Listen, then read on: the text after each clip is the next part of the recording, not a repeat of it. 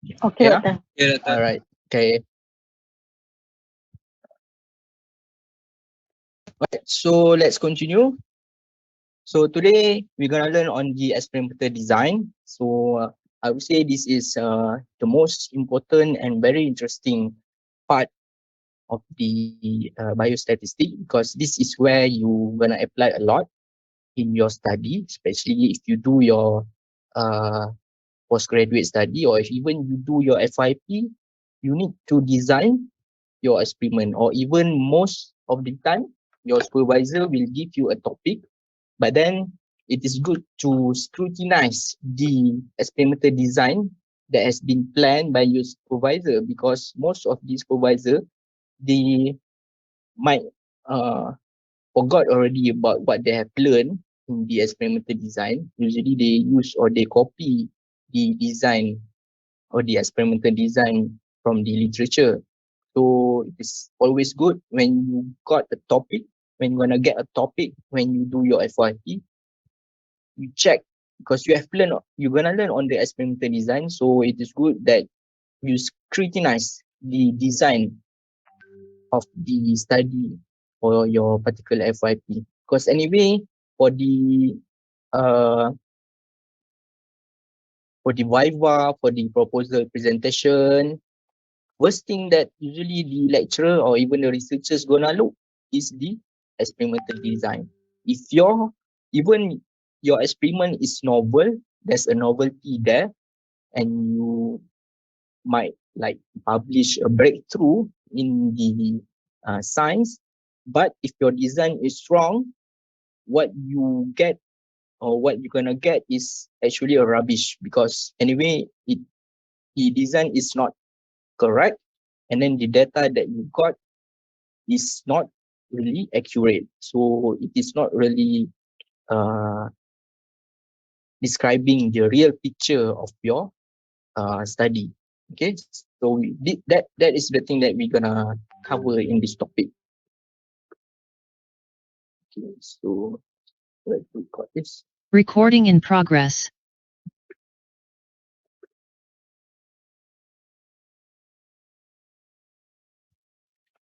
All right, so let's go through the learning outcomes. Same old, same old. It's quite boring to go through these learning outcomes because it is like in words, and then but anyway, this is the requirement by university that the lecturer should highlight first the learning outcomes, and at the end of the study what you should learn. So basically, at the end of the lecture, there are 3 things or 4 things that you should know or understand. The first thing is to differentiate between reliability and validity. Number 2, to differentiate between observational and experimental study. Number 3, to describe importance of experimental design, why it is very important. And number 4, list and describe the principle of experimental design. Okay, let's go through one by one. All right, so let's go through on the reliability. I think it's quite boring not to get any response from the class. Have you guys, maybe I'm gonna wear the headset again. Uh,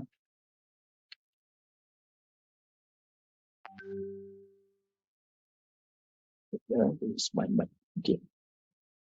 All right, so have you guys heard about the term of reliability and validity before?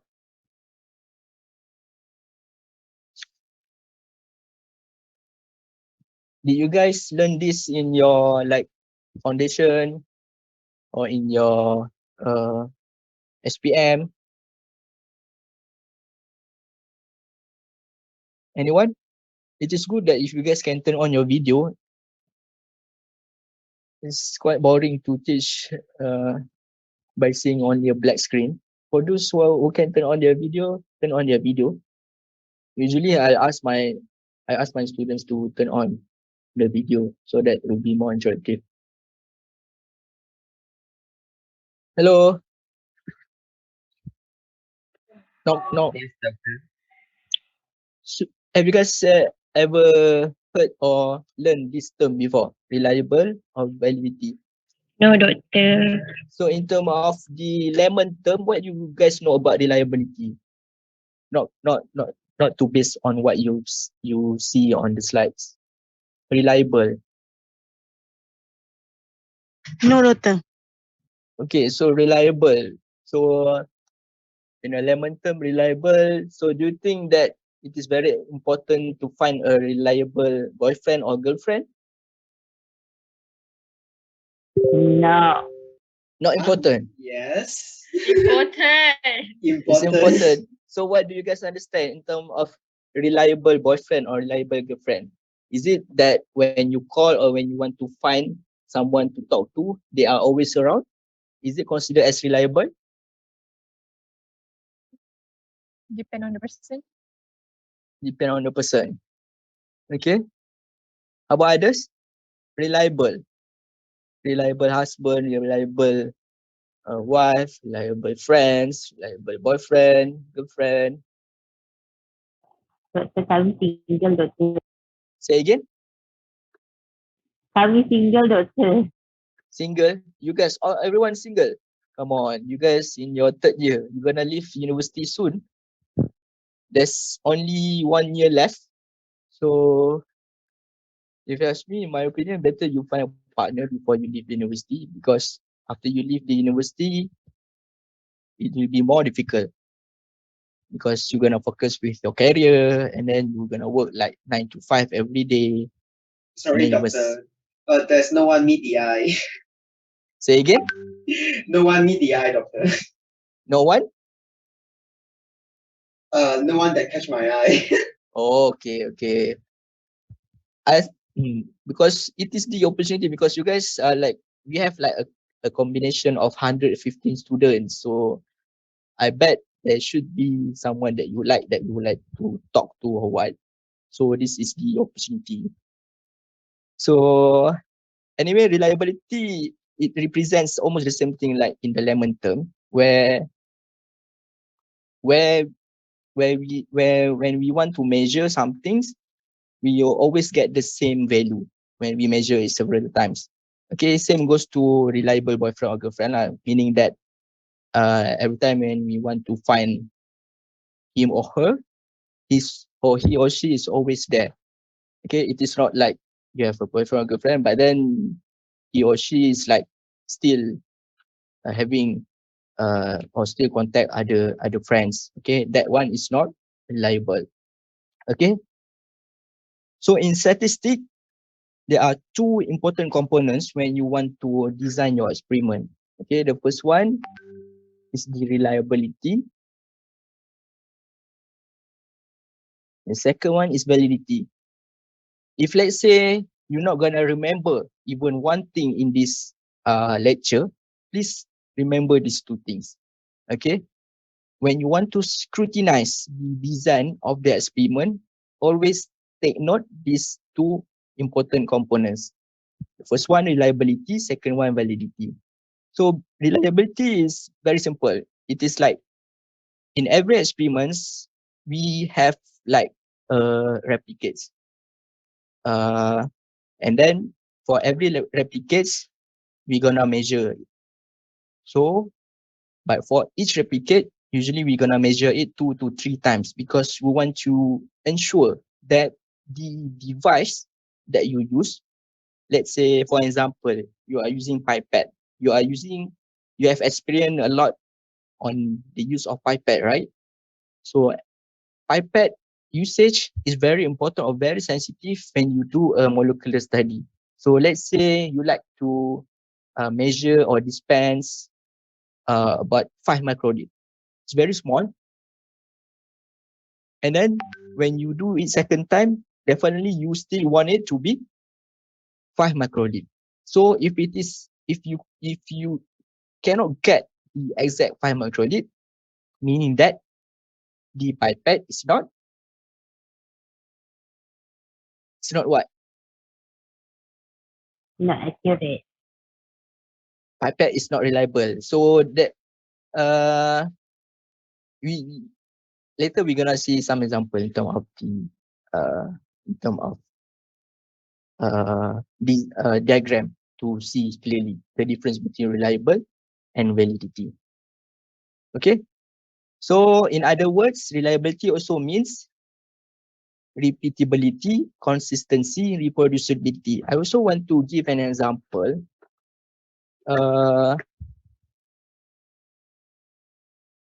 Is there any whiteboard here? Okay. Oh no whiteboard. Okay, it's okay anyway. So I'd like to give another example in terms of reliability. Sorry. If let's say you have done a study, if let's say you want to study the effects of bacteria, if let's say we call that bacteria Pseudomonas, in terms of degrading Pseudomonas.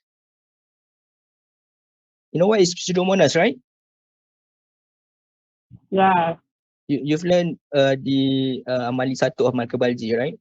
So basically Pseudomonas, they also known as waste degrader or oil degrader. Usually it is green in color. Pseudomonas ability in degrading oil.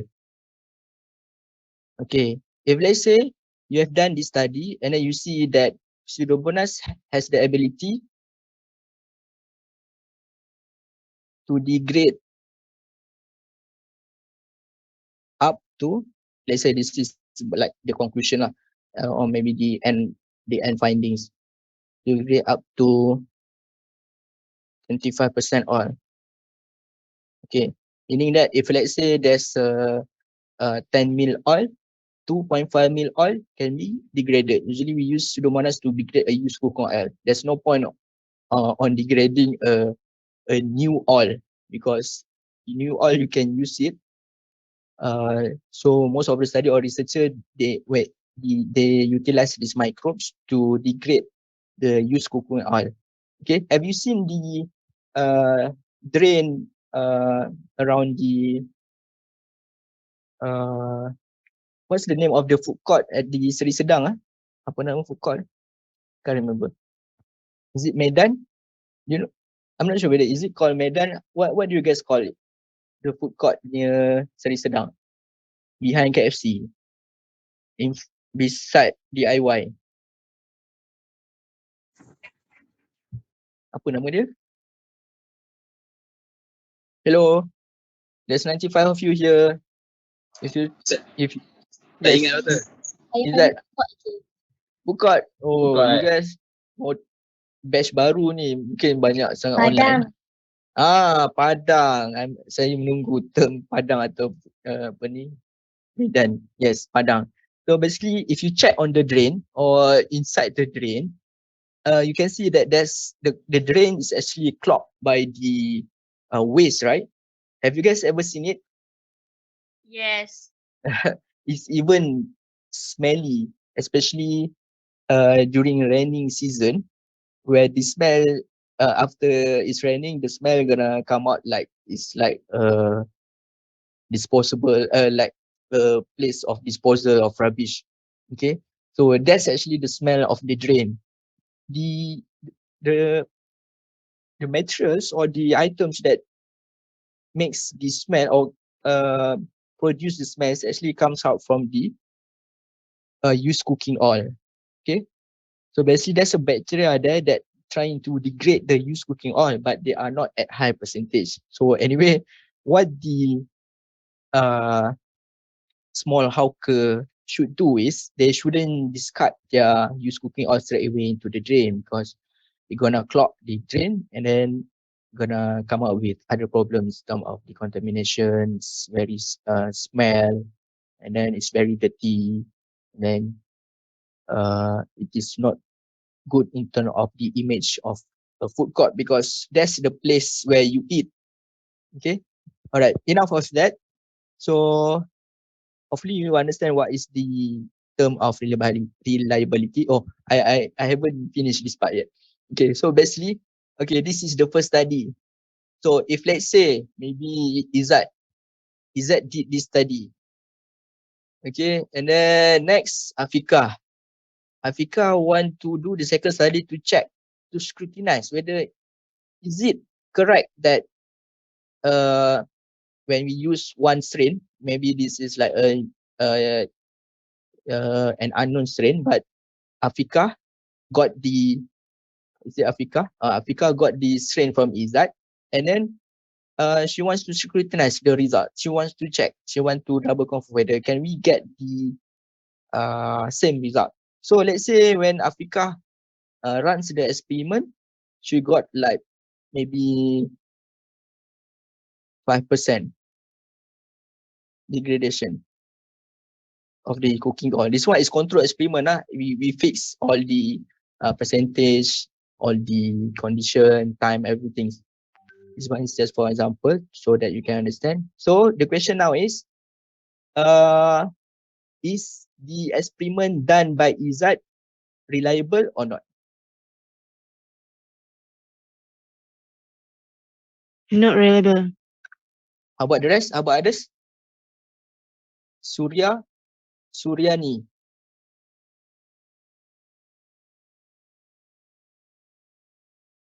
You guys turn on video lepas tu tidur.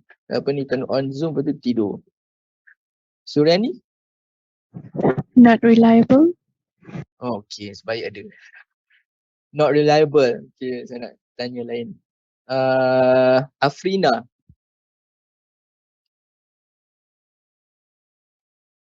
I think not reliable. Not reliable. Are you sure? You guys sure? Sachini?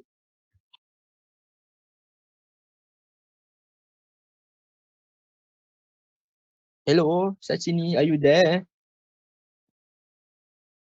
Who else? Christina Tiong Sing Yi.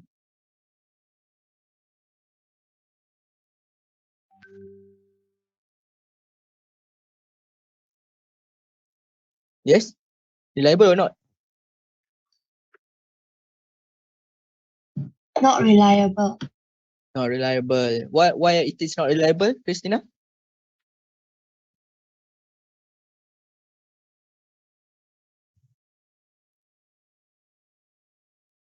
Why it is not reliable? Anyone who like to help Christina or your Because friend? it is not consistent. It is not consistent. Okay. Alright.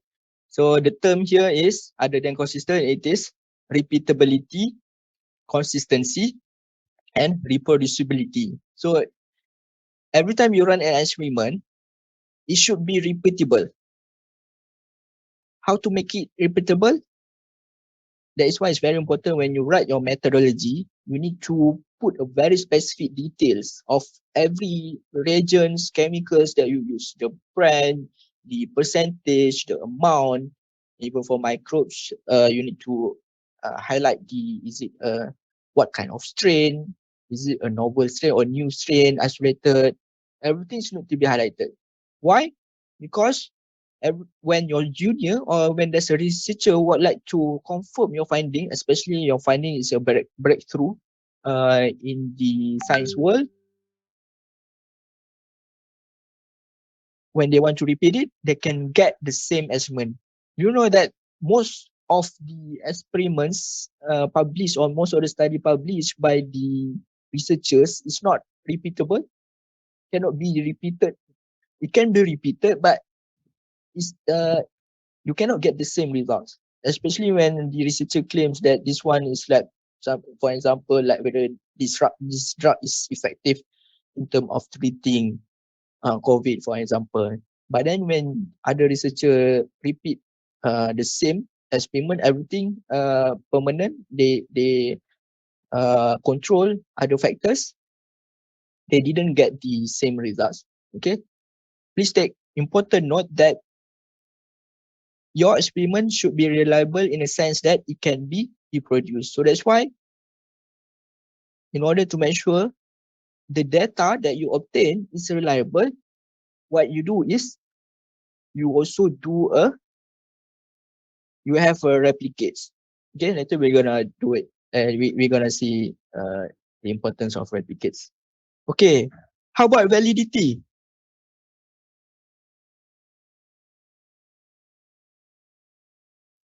What do you guys understand in terms of validity?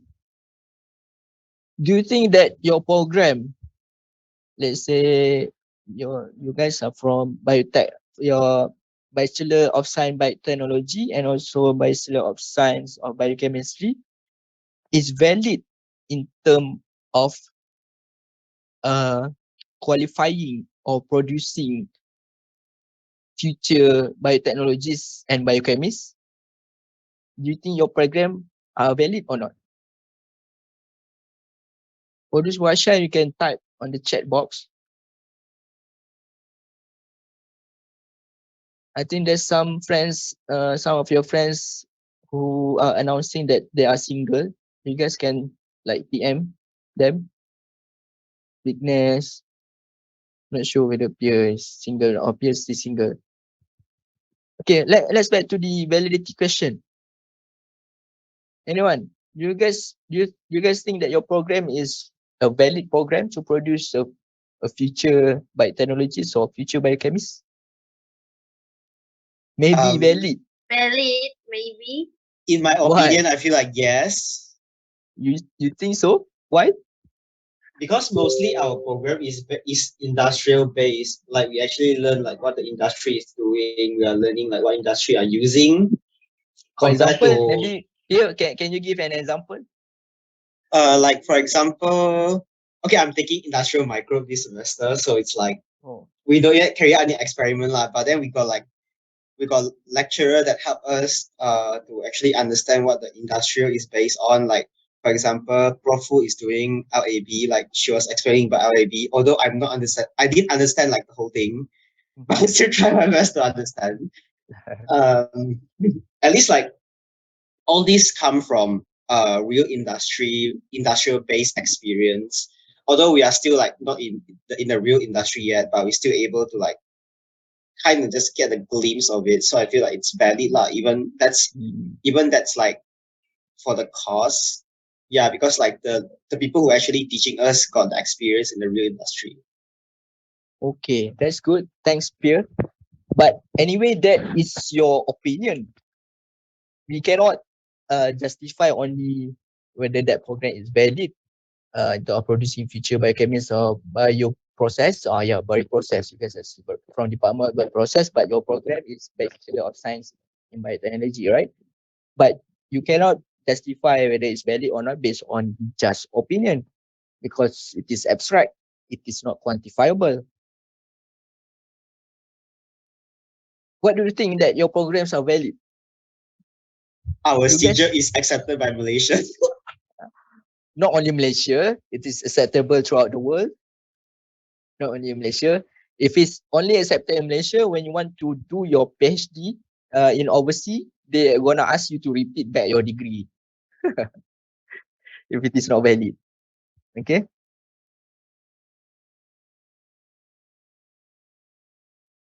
Okay. Uh, you guys have heard this name before? Actually, you know, MQA. Don't know. I can't remember. Malaysian. I can't remember. What is MQA? Where's my? What is MQA? Maybe someone can Google on behalf of us.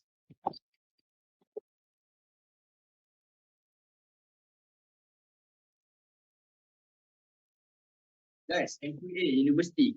Come on. MQA, is it? Yeah, MQA. Malaysian Qualifications Agency, is it? Yes, Malaysian Qualification Agency. So that's the body that actually makes your program valid. Okay, they have like points or they have like a checkbox to see whether this program achieve for the at least to achieve a minimum requirements of everything that they have set. Okay, so that it can be consistent throughout other university. Okay. Alright, so validity is more on the accuracy or conformity part. Okay, just want to highlight again for the reliability. Usually, it involves the use of equipment, like I've said earlier. Like if you use pipette, definitely if you want to ensure that your pipette is reliable, it can be everything. It can be your most of the time we refers to the experimental design, whether it's reliable or not, meaning that it is repeatable or not, whether that design is repeatable or not, like I talked earlier. Second thing involves the equipment. If let's say, for example, you meet a doctor and then you step on the weighing scale. If let's say you step on it again, and then if you get the same weight again, if let's say your weight is 65, and then the second time you you step on the scale again, if it is still 65, meaning that it is reliable or valid.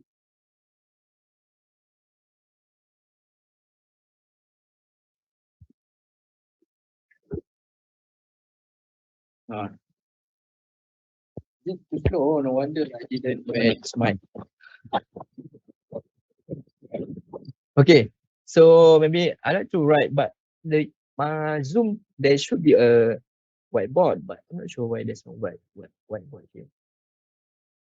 But anyway, maybe what's the time now? I'm afraid that it's already 6.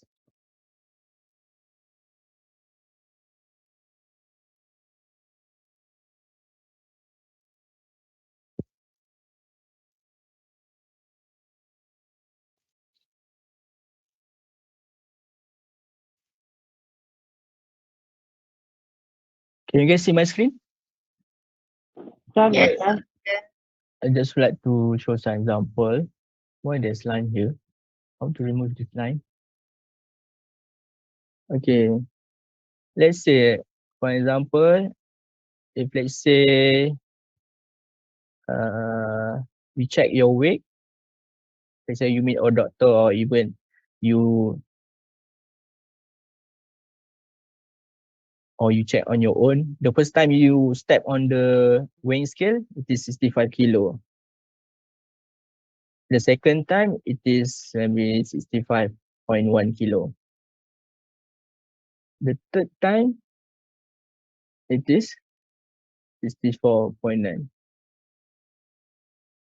Do you think this is reliable? Yes, reliable. Yes. Yes, reliable. Some says no. Is it considered as reliable? Yes, I do. If you ask me, it is not.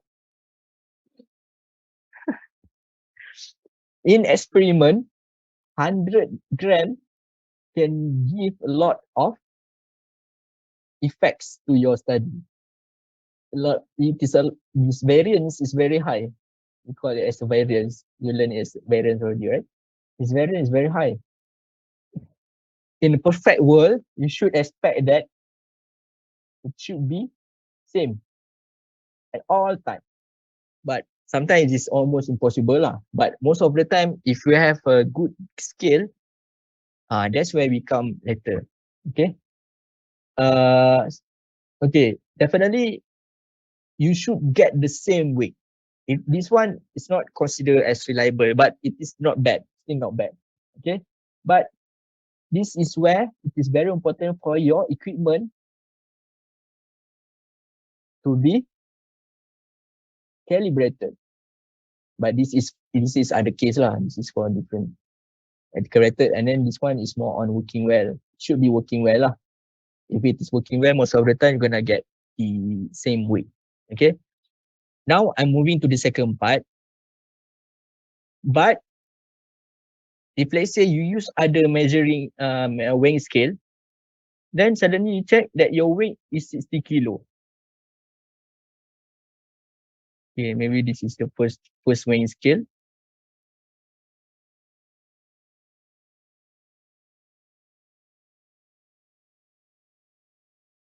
So this is your feet. And then you got a weighing scale that just been calibrated.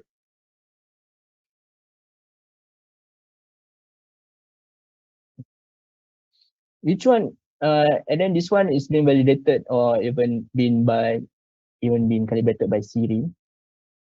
In this case, I would like to highlight that the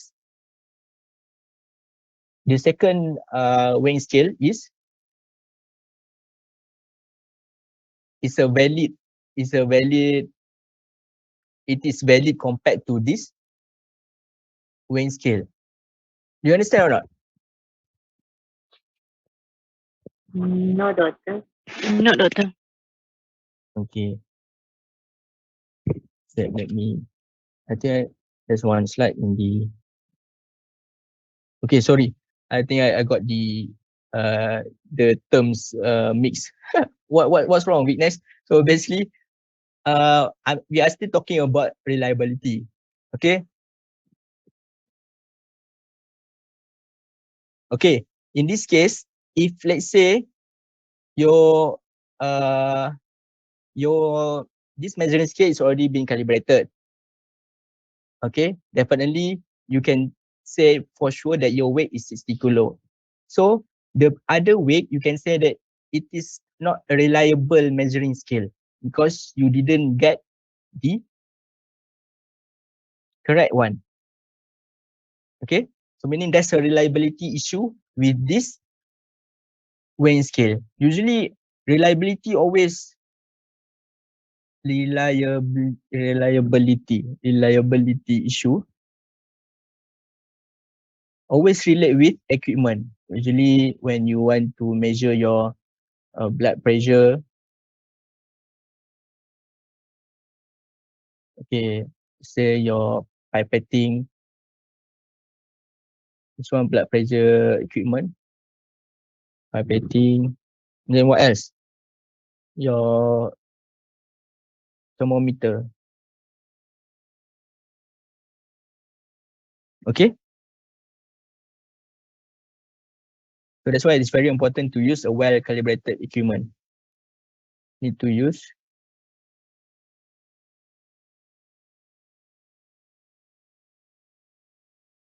Any question here? What I'm trying to highlight is about the still in the reliability part. It's not the validity. I think I mix around those two. Doctor, can you repeat again? I Which don't part? understand Which part? from the reliability.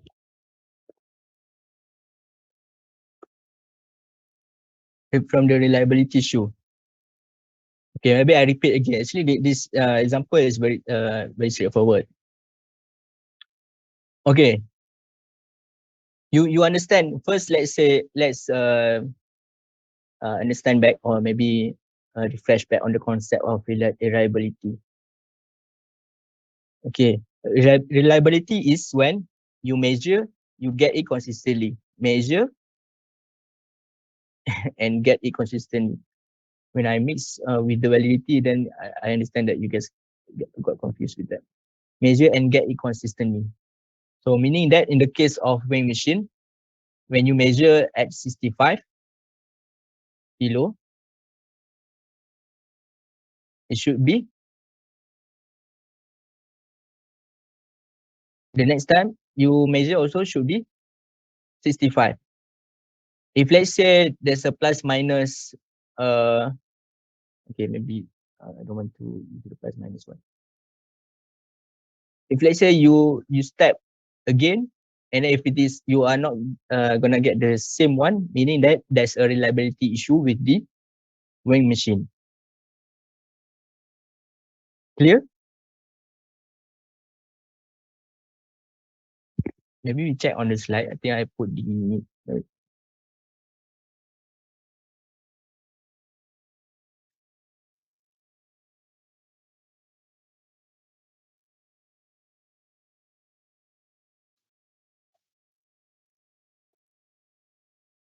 okay. I think actually the example is already here.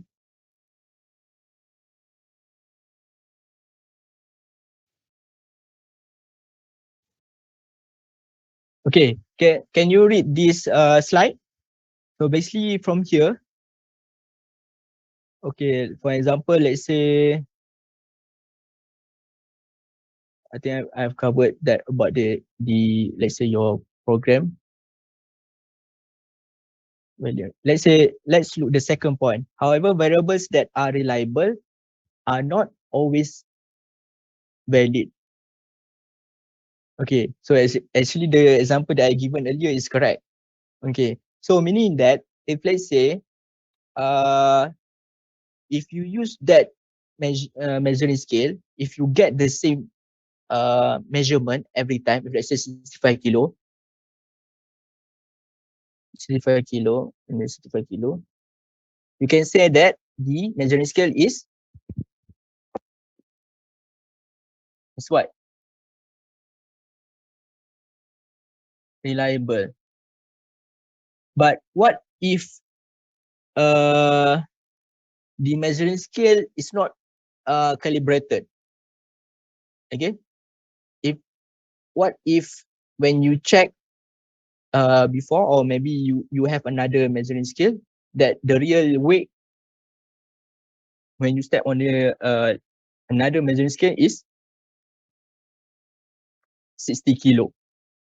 You can say that this measuring scale or these variables, they are reliable, meaning that you can get the same weight every time, but it is not your correct weight. It's actually correct. For example, I confused you. It's actually not correct weight. Why?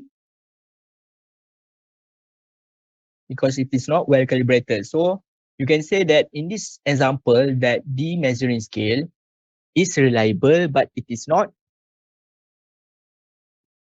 valid. Clear or not?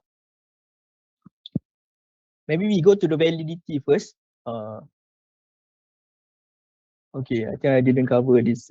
So what is validity? So basically the term of validity refers to the degree to which a variable actually represents what it is supposed to present. So meaning that, like I've given the example earlier. So if let's say your program aim is to produce, this one is like a general example. It is not like an experimental design example. If let's say your program target or aim is to produce, let's say for Bachelor of Science or Biotech, would like to produce a feature biotechnologies. So basically MPK have said that this program should comply with all the requirements. So we can say that that program is valid in terms of producing a feature biotechnologies as long as they fit the requirements, because basically we are accredited. We need to be, this program need to be accredited, audited in every batch. Okay, meaning that in every 4 years. So meaning that this program achieve or is valid in terms of producing the biotechnology. But that one is very general example. So what validity trying to highlight is what you want to measure. If let's say in the example of measurement in terms of weighing scale, it should measure your correct weight. So that's where we go to the term of accuracy and conformity. Let's take for an example, the variables that are valid are also reliable. So if let's say SPM is valid and reliable because it measures what a student learn in secondary school. Why it is valid and reliable? You guys have an idea why SPM is valid and reliable? Let's go to the validity. Why it is valid?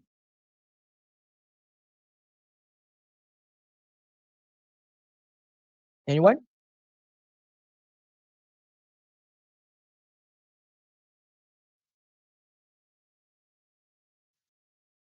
Hello? Can you guys hear me? SPM should be Say again, why do you think SPM is valid? because SPM can people know what is 90 like that. Okay. Tak dengar sangat lah Nadira. I cannot hear your voice clearly. Is it because SPM we can know the accurate answer? Accurate answer? Meaning that? The grade Hello? Ada grade, doktor? Ada grade. Okay. Ah, That's a good try. Okay, betul. Ada grade satu. Lepas tu, SPM, it is the same example like I've given earlier, like the program, your bachelor. SPM also they have like a body. They call it as what? Kalau saya kata lembaga peperiksaan something. Okay, meaning that there's a body like governing it. And then the results that gonna be obtained by the students throughout the Malaysia is gonna be the same, okay, based on the grade. Okay, so we can say that the SPM is valid in terms of measuring what students learn in secondary school. Okay, so but every variables that are reliable are not necessarily valid, like the example I given earlier. Clear or not? The example of reliable and valid. It can be reliable, but it is not always valid. So that's why it's very important, especially when you are doing animal trial that involve measuring equipment or in vivo. Usually in vivo trial is very crucial because you are handling live animal, or maybe you are handling the sample from the environment where your data or your equipment should be well calibrated, because you are comparing with a lot of sample.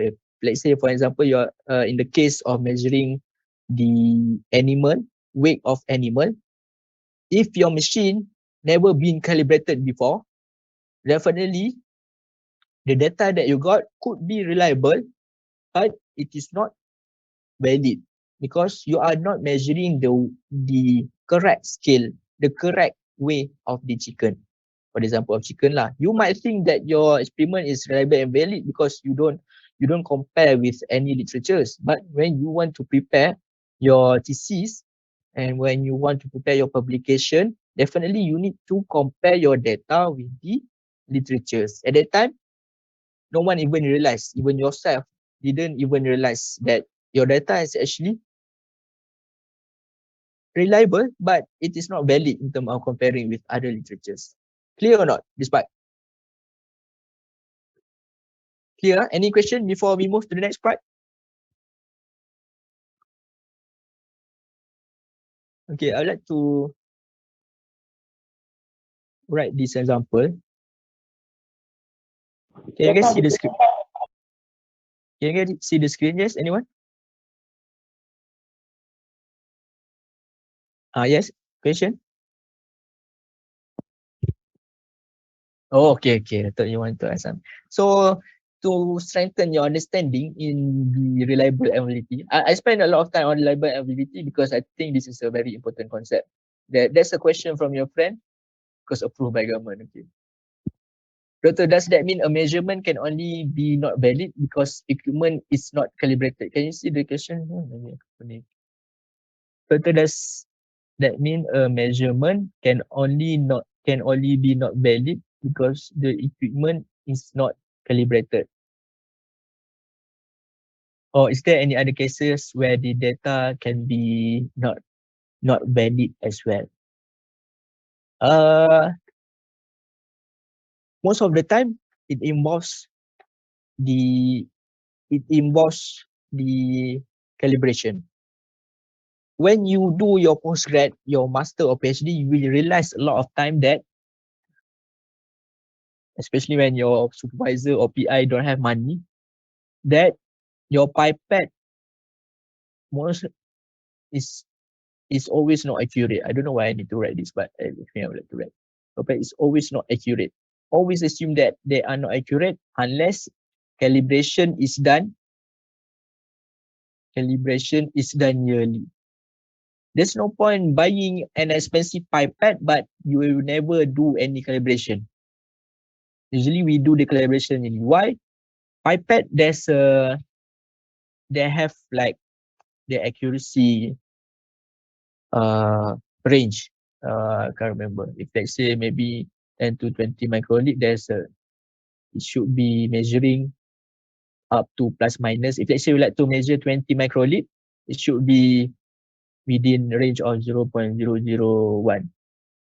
Okay, this one in terms of the manufacturer, this one for example, I'm not sure what's the correct range micro considered as valid. But if let's say you never calibrated it, it can become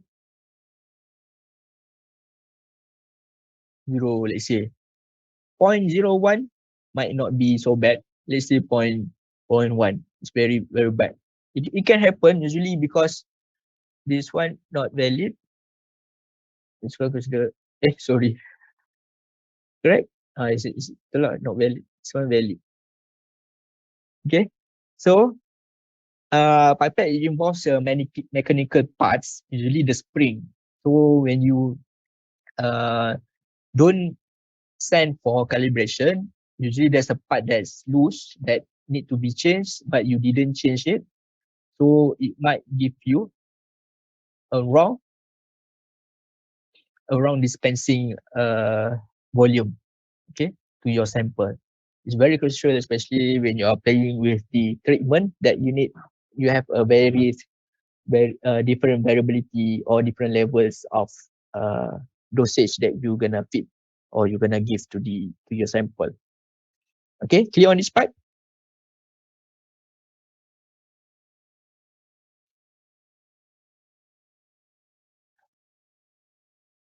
Okay, let's go to another example. Let's say there's a researcher wants to report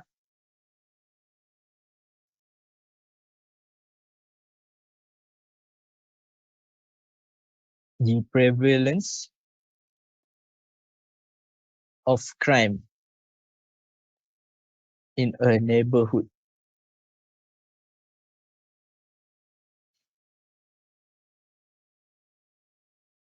Okay, what the researcher should do? Should the researcher measures using number,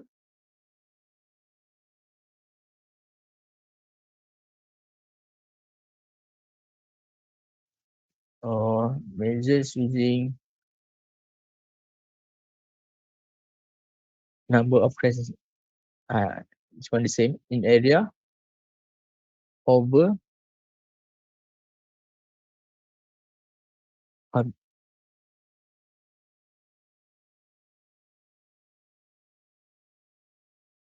so meaning that this is like rate of crime, not rate of crime, a crime over number of person living there.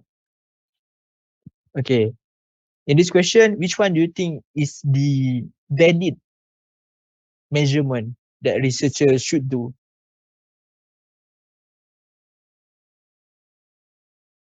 You can send the answer through chat box. I want to see 99% answering A or B. Okay. You sure not B?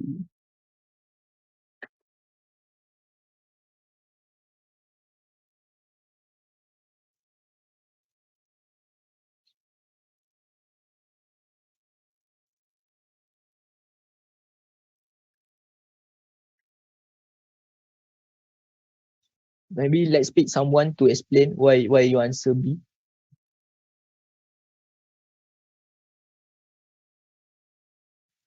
Anyone would like to nominate your friend to answer?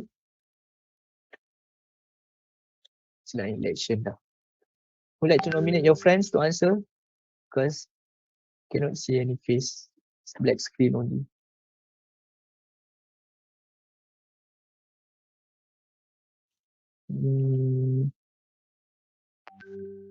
Flora Fu Jingxi. Yes, doctor. You'd like to justify why you answer B? Or did you answer A? No, I answer B. Okay. What's the reason? What's the reason you answer B? Mm.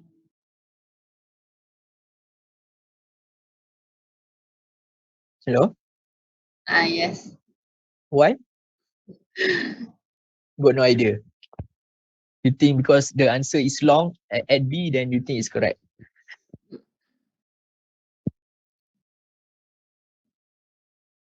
Anyone would like to help your friends? Flora?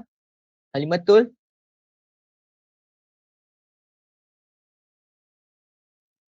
Betul tak ada, hilang. Iklil wajihah.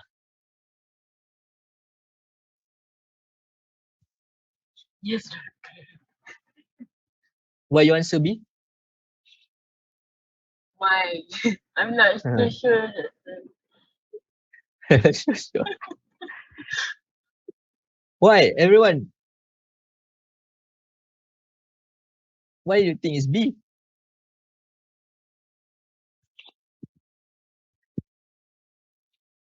Is it because it is more accurate? Yeah. You need to remember that one thing about validity, it always involves accuracy. So when you want to report something, especially when you have a like problem statement, if let's say in this case, you like to report prevalence of crime in a neighborhood, we cannot just use a number of crimes in the area. You need to consider the number of people living there.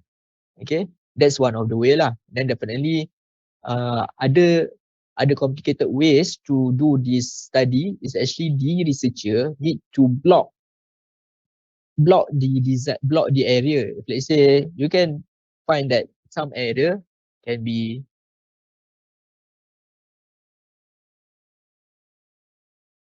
low risk, medium risk, and then high risk. Okay, you need to block the area because it wouldn't be fair that you're comparing the number of crimes. Even you use a rate or number of crime per person between low risk and high risk. Okay, this one a different example lah. Okay, definitely you like to reduce the other variables or other factors. You confound it to the different block. Okay, clear on this part? Same goes to the, okay. Do you know what is the term that economists use to describe the richness of a country?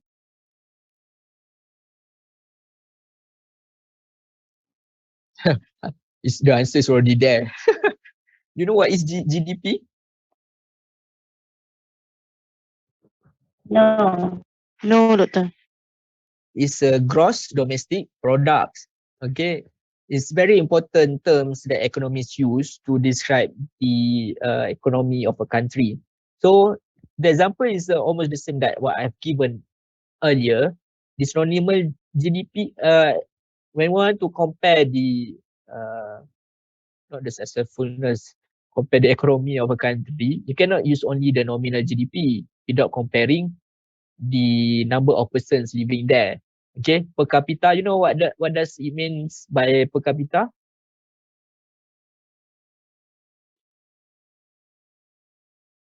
Per person.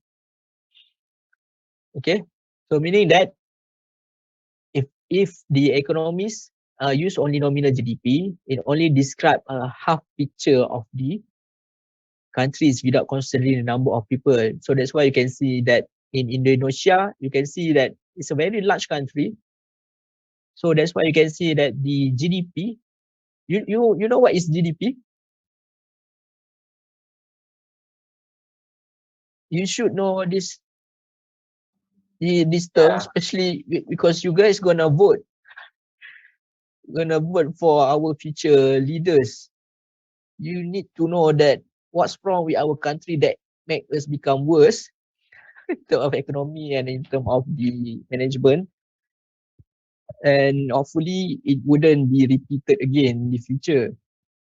So you guys as a future leaders or future professional should always take note the situation or the economy, what happened throughout the country, especially when involving the economy, when involving the politics, because you guys are still young. You might think that I just want to involve a little bit on the political side, but I'm not gonna side with anyone. But uh, you might who not gonna vote in this coming election?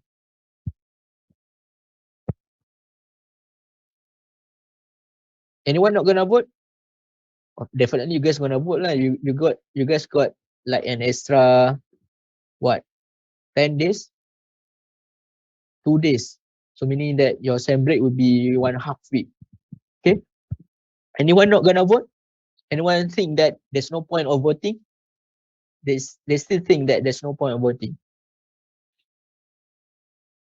Anyone? Tak ada, semua vote. Bagus. Or you think that vote is confidential? Hello, hi. Vote is confidential, Doctor. Yeah, I know it's confidential, but vote, you guys want to vote or not? And anyone still think that vote is not gonna give any effect to the country, even you, because you think that your vote is only considered as one, that it might not be so significant pun if you Doctor, guys don't go for voting. Yes. I feel like voting is pointless, but I'm still gonna Yes. vote because that's my right as a resident here in Malaysia. Yes. Pointless. That's a good point. Pierre. So Pierre said it's pointless. Okay. You need to know that is this your first time voting? Yeah, Okay, it your is. first time. Your first time. It's a very new experience, and especially you guys are on leave at that time, so no need to like be headache about the test. I think most of the tests are gonna be done before the election. Okay, so you might think that there's no point, but every vote counts. You may think that it is a very simple statement, but we this time is gonna be competitive because we have an extra of 30% young voters, 18 to 39, including me lah. I'm still below 39. Definitely, I'm still young. Uh, so the fluctuate of new voters is a lot, and then uh, you may think that one vote not gonna count, but it always counts. And then these votes gonna reflect our economy or our country 5 years, for 5 years. So you may think that if you guys didn't vote, not gonna affect anything, but blame yourself if you think if you didn't get any proper job, the economy is very bad. Blame yourself because you guys didn't vote the right people in leading the countries. Okay, so what I'm trying to say is go for vote if go for voting if you even you think that it might be pointless, because you're gonna realize later 5 years down the road when you got a problem or what, if you may think that if only I vote, even your vote is only considered as one. Okay, anyway, I'd like to come back to this GDP per capita. So nominal GDP might not be a best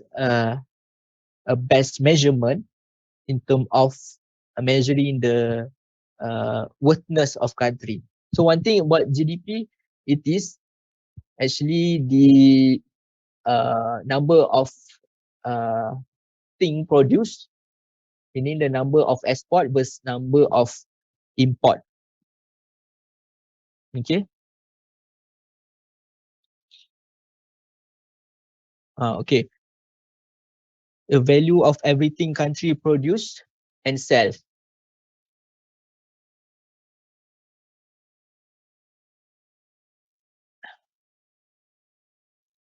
We learn a little bit of economy, because I think this is very important.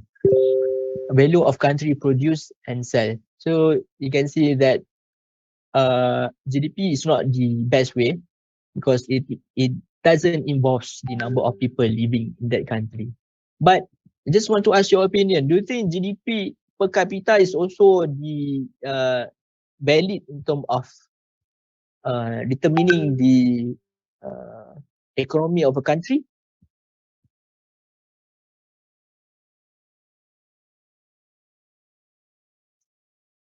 Just logical. You can give a logical answer lah. What do you think? Is it logic? Is it logic or not? Is there any other measurement that valid to measure the richness or the economy of a country? Anyone? Just tembak aja, just try je. No need to be so formal or serious with me. I like to see the response from you guys. I like to know what do you think would be the best measurement. Anyone?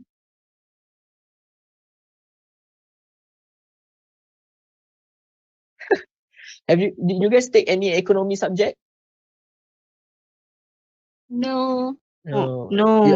If you ask me if I have the opportunity, I would like to But take forgot. economy. Take but forgot. Okay, so GDP per capita, it also only shows like 50% side of the economy.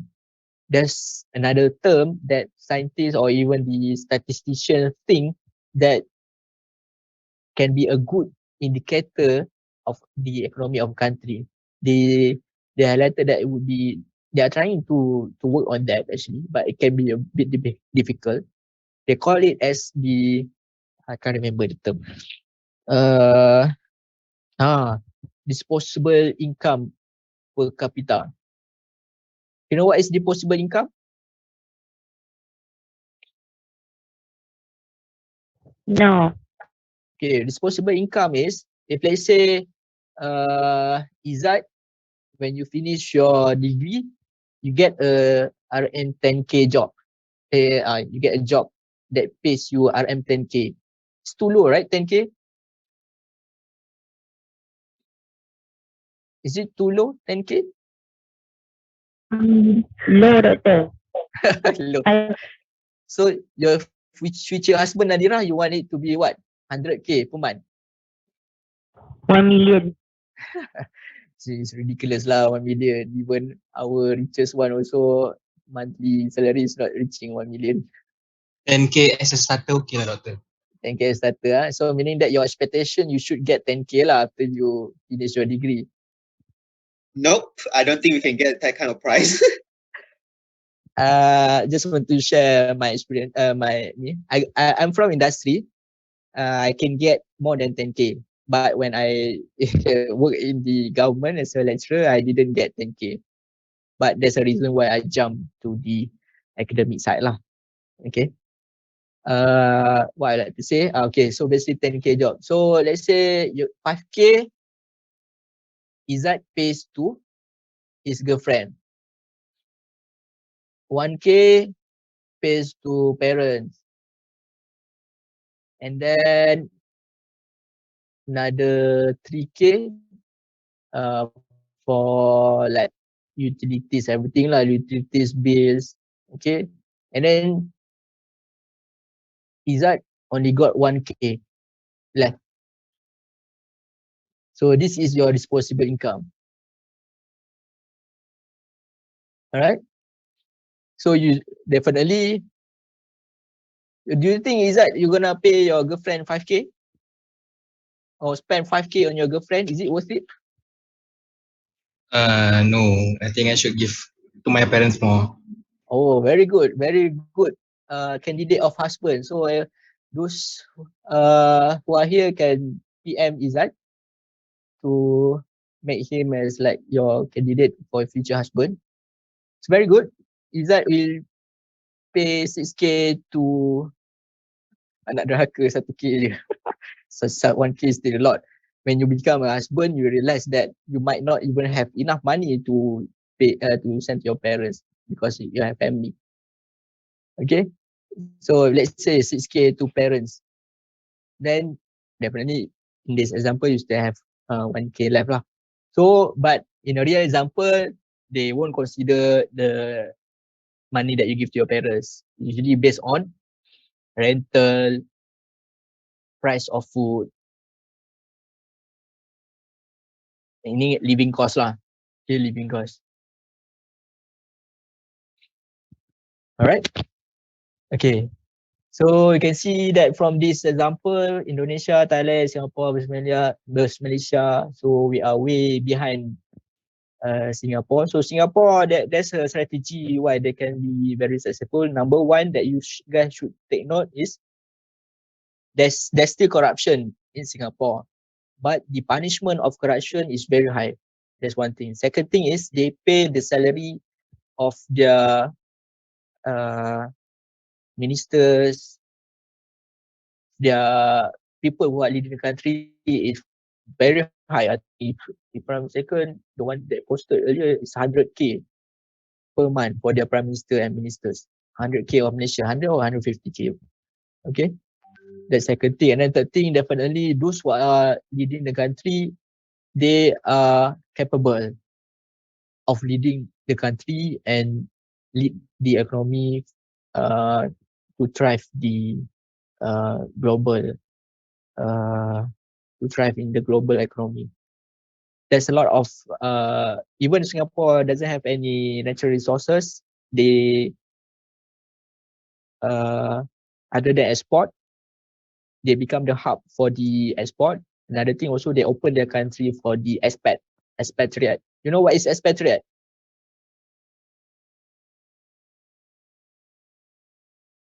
Anyone? Expatriate is No, doctor. expert from overseas. They import.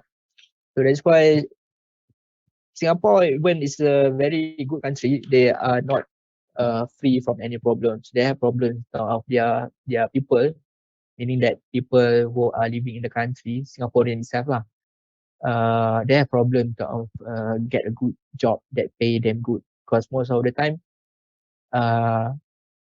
the companies there only want to find the expert from the overseas. So that's why you can see that there's a lot of expatriate living in Singapore because it's very the environment, the tax there is quite low, and then the government is really encouraging people to do a startup. Then they will give a grant to those who are qualified. Okay, so that's why you know that Grab is actually originated from Malaysia, right? Do you know that Grab is from Malaysia? I think you know, right? You guys, you do you know that Grab is actually from Malaysia? No, doktor. No. Tahu What pun. what else you know? Everything that you don't know, Grab is actually from Malaysia. We Okay, know food in Malaysia. you know food, Grab food. Food. Oh, you know that definitely Malaysian food is much better than all this country lah. Okay, Malaysia food is the best. But that's a classic example of Grab lah that people like to use. That Grab is actually they first tried to get the funding from the government, but there's at the time our government is not capable in terms of guiding Grab, and then we don't even believe in the Grab at the time. So that's where actually one of the officer in the government also said to this Grab founder that they should find the opportunity in Singapore because Singapore is already advanced at the time. Their platform to encourage the startup to thrive is there. That's why you can see that Singaporean there's a lot of millionaire in Singapore, especially this past 15 years, if I'm not mistaken, compared to, of course, definitely our country lah. Okay, then you know why. Okay, all right, enough of this. We have a lot, but what's the time now? Can we have like 5? No need lah, break. There's only 20 minutes left. Okay, this is an example. I think you know you can differentiate between reliable, validity. Not all reliable measurement are valid. So meaning that it is not representing the current or real situation. So meaning that it is not valid. It is not clear to the bull's eye. Okay. One I think classic example. Okay.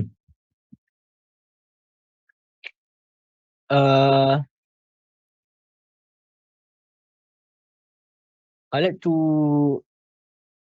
The rest is quite simple. I think you guys can read it, but maybe I'll highlight a little bit on the experimental design. So maybe we go to the difference between observational and experimental study. Okay, observational study is usually done by the social sciences students or social science researcher. Usually what they do is they measure they take the survey or polls, and then they analyze the data. So that is not really a good way to do like uh, evidence for causation. So meaning that uh, you cannot say that if let's say this drugs is effective against COVID. When you do a survey, there's a lot of variety in terms of people who do a survey. You cannot control. Those who do survey might fill in just for fun, meaning there's a lot of varieties. And then when you do a survey, you might not able to target all the designated population, the meaning that the population who receive the drugs, you uh, may not be covering the people who like receive the drugs. Okay, so that's why the best in terms of doing determining the factors or the variables, the factors on the response is by experimental design. Okay, where you deliberately impose. Deliberate, the key word here is deliberate, meaning that you suit them to a different level or treatment. Then you observe their response. It's very straightforward. I think you guys, most of you, or I think all of you are science students, you already know what is experiment. The principle of experiment is very straightforward. There's a factor, and then you see the response. This response usually is measurable. This is where you measure. And then this factor, usually they are in different levels or treatment. There's a treatment. So let's say first treatment or treatment 1 is control. Treatment 2, let's say 1 milligram drugs. Then treatment 3, 5 milligram drugs. Okay, that's the principle of experiment. Okay, this is quite straightforward. All right, I think I'd like to simplify everything for the experimental design in one page.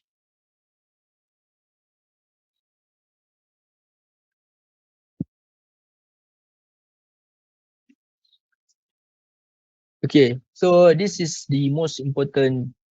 I would say everything is important, but we haven't arrived to the most important part yet. But experimental design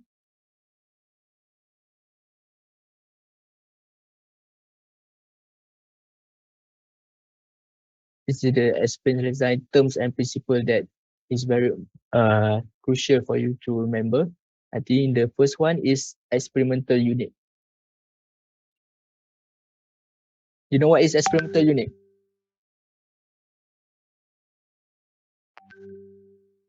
Guys, experimental unit?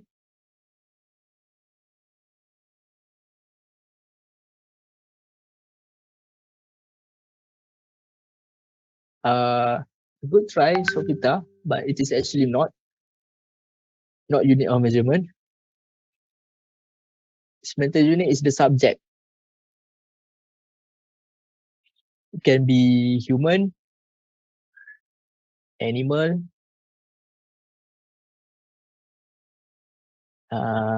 items, but it's very rare. Usually in human animals lah. Items if it is in vitro lah.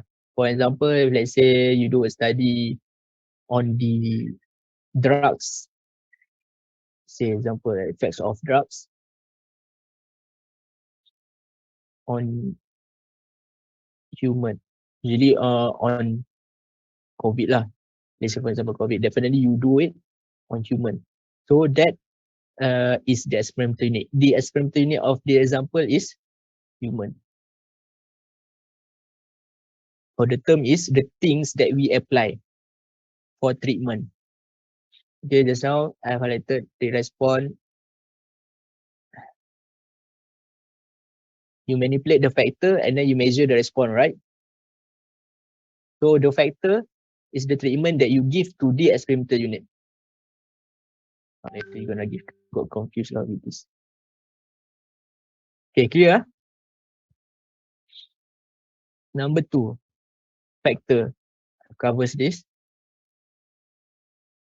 So basically, it's an independent variable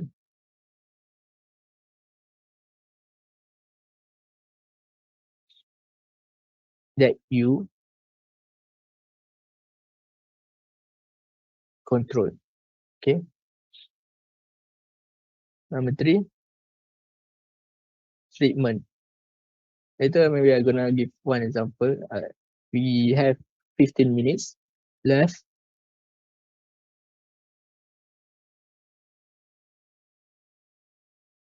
It's a level or different values. Let's take an example for the drugs earlier. Let's say you are playing with the 0 milligram placebo. I think we have seen the example from the literature before. Let's say this is T1, T2, 5 milligram COVID drugs. And with T3, 10 milligram. Okay, this is the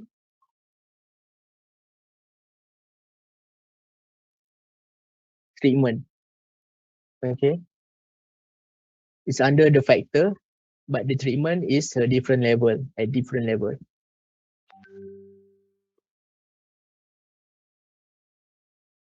Number 4, response. Straightforward, dependent variable.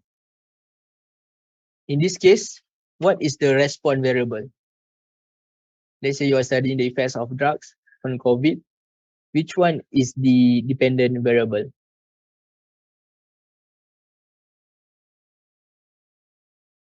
Anyone?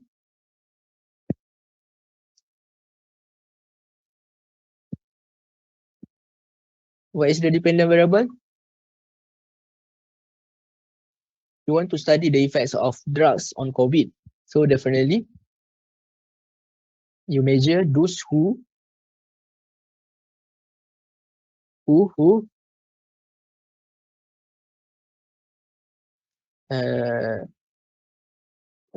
try, Sobita, anyway.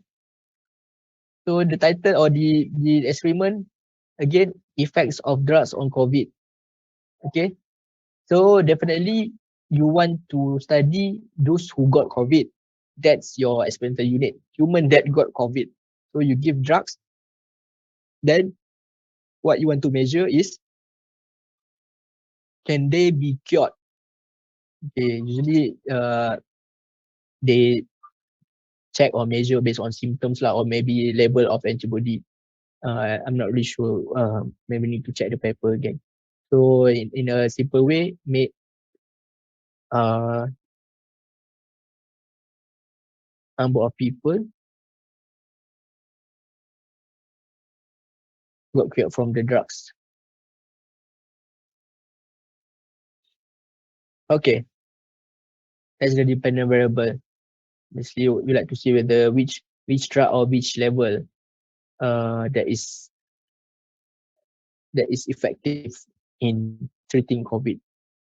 It can be in this study, I think one of the study that we checked the literature, I think they check on number of people got cured, okay, from the COVID, and then they measure it based on time, how fast they are free from the COVID symptoms.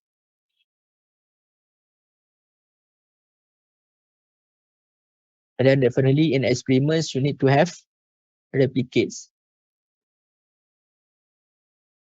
There are 2 different type of replicates, but maybe for the sake of the simplicity, the replicate that you should know is why like this? Where's the marker? Okay,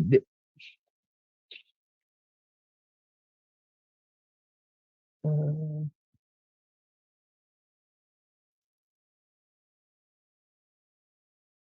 okay. The replicate that you should know is basically the, you know what is number replicates? It's actually refer on number of experimental units. If let's say in this case, if let's say for example, this experiment,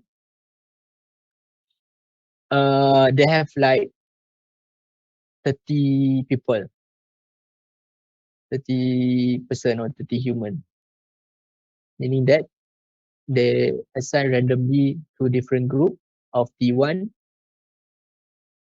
T2, T3. Okay, this number of person itself is the replicates. Okay, clear? So meaning that the most important reason why you need to have replicates is, I should use different color, is to reduce chance of variation. This is very important because especially when you do a in vivo study that involve humans, animals, you want to ensure that you have high number of replicates. Researcher agrees that the best number is at least 30 and more than 30. Why? You're gonna learn it in next week why you need to have at least 30. Okay. One of the main reason is because you want to reduce the chance of variation in the measurement. Okay, number 6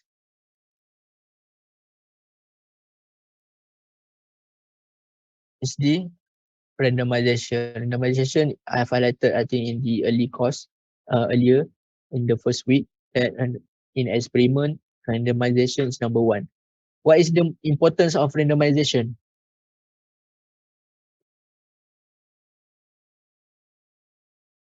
Anyone? Why we need to do randomly?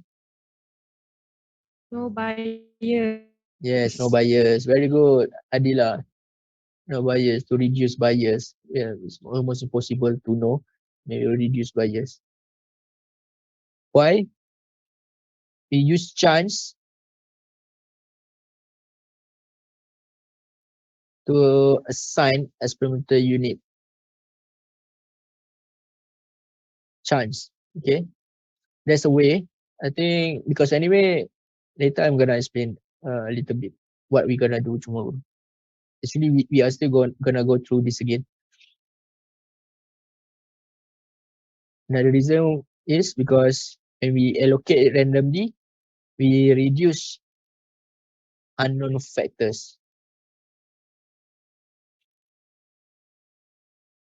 equally among groups.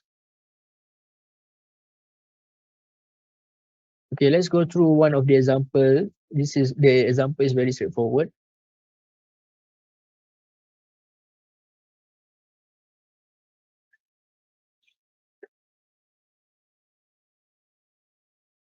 Okay, so if let's say you want to test a cat food, so we have 15 cats.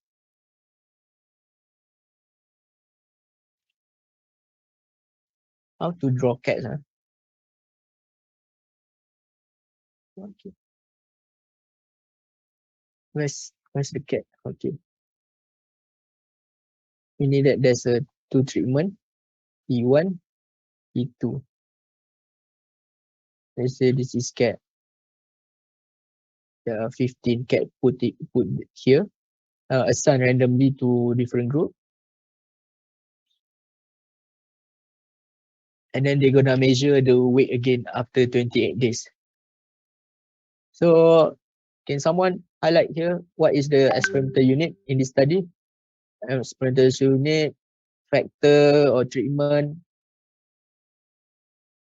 and then what else? Response. What is the experimental unit here?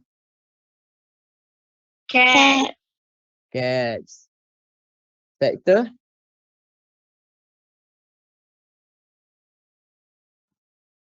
cat food. Diet. Oh, sorry, Margaret. Cat food. What is the cat food? Okay, so basically they have a new cat food. Let's say this one, T1, new cat food. And this one, standard diet or standard diet lah. Or maybe a control. The response, what they measure here?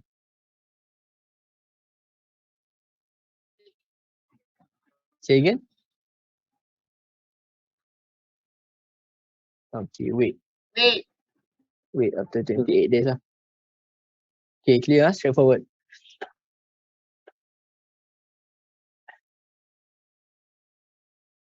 Okay.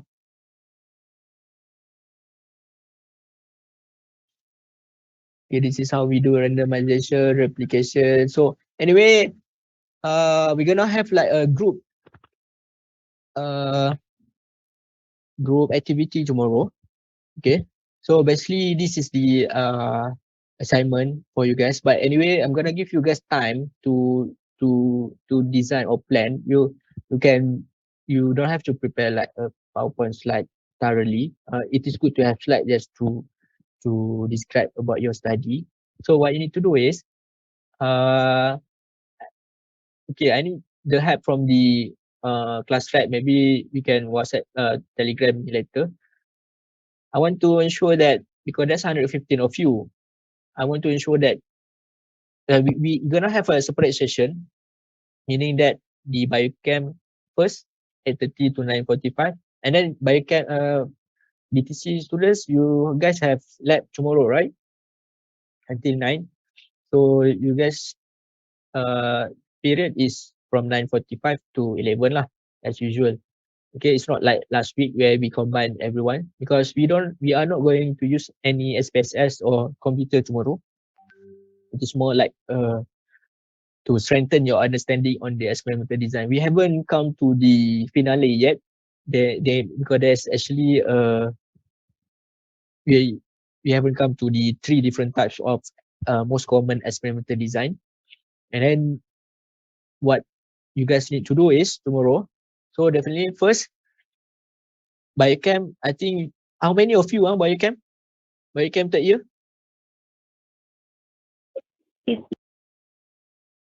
Ramainya. Biotech,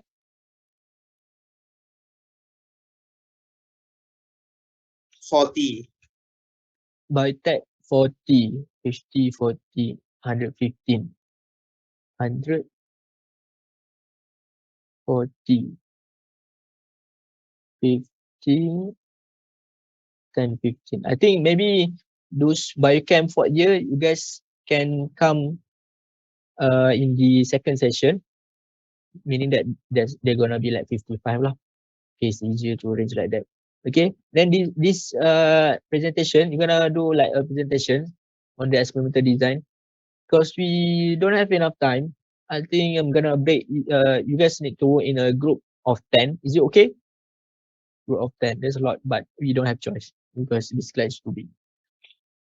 Group of 10. So you're gonna have time to prepare tomorrow. If let's say the class start at 30, maybe you guys have like 20 minutes to prepare. And then after that, we're gonna have presentation. Then I'm gonna we're gonna listen to what you're gonna present lah in terms of this presentation. Is it okay? Okay, doctor. Okay, you guys can decide the grouping tomorrow anyway. Just do it randomly. Okay. So I think that will be all. The rest I'm gonna cover tomorrow. So see you guys 8:30 onwards. All right. Any question before? Any question? Doctor, Before how we end? about today's attendance? Oh, okay. I have open, right? Oh, I haven't removed the password. It's very troublesome lah. I'm gonna open until 8, so you guys can fill in. I'm gonna remove the password in a short while. So make sure you fill in before 8. Okay? Okay, thank you, Doctor. Alright. Doctor, Ah, so the group will be there will be one group with 5 people. ni group of 10. One group 10 people. Yeah, but we have 115, right? Wait. Oh, one group. Meaning that by tech and by camp for a year there's 55. Yelah, a good group of 5 lah. Okay. Thank you, Doctor. Alright, thank you. Fine. Come. Okay guys, thank you. See you guys tomorrow. Bye bye. Thank you, Bye. Doctor. Thank you, Doctor. Doctor. Bye. Okay, Doctor.